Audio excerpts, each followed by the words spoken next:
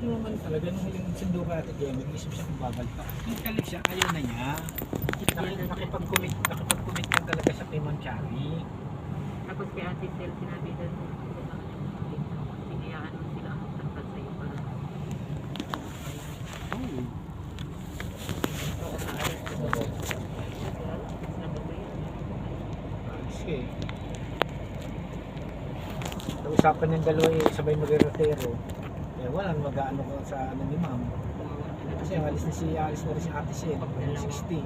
Dalawa lang si Ani. Si Chris, kawawa yan si Ma'am. Magpo-hospital lang palagi yan. Oh, lagi na lang tayo sa ospital. Hospital na, Tapos pabalik-balik iba na ang rason nila, hindi nila lang si Ma'am na-stress. Tsaka na, ano? Hindi lang kasi pwede malaman ni Ma'am yung mga ano niya, hindi pwede ma-stress si Ma'am. Hindi nga. Yan ang traffic dito. stress din yun kasi magtaka din yun, hindi niya na makikita yung mga tauhan. Paalam ko sa kanya, di lang eh. Kanina. Si Roda nga tinanong kung saan magpapahatid. Sabi Kaya niya, nabawal si Roda, wala pa naman si Kima. sa 6 daw. Sa? Sa 6. O bukas. Oo, pagdating daw ni Kim, alis si Roda eh. Gusto lang ang palis. Hindi na nga siya babalik. Hindi naman daw. Meron na siyang pupuntahan. Si Kim, pagka ano yan, pagkaalis na yan, hindi na din yan babalik.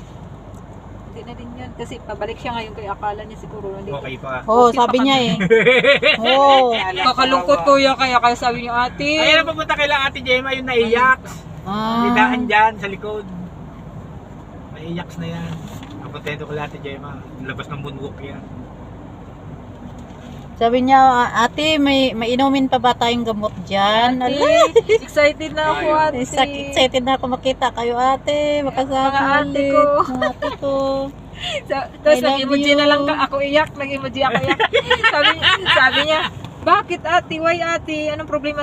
Sabi ko, Patay ka dyan. wala Kim, namimiss lang kita. Pero wala man nakaway yata dyan si ano eh. Si Ani, yan ang napaano niya dati. Kasi Kaway din? Oo, sa bypass.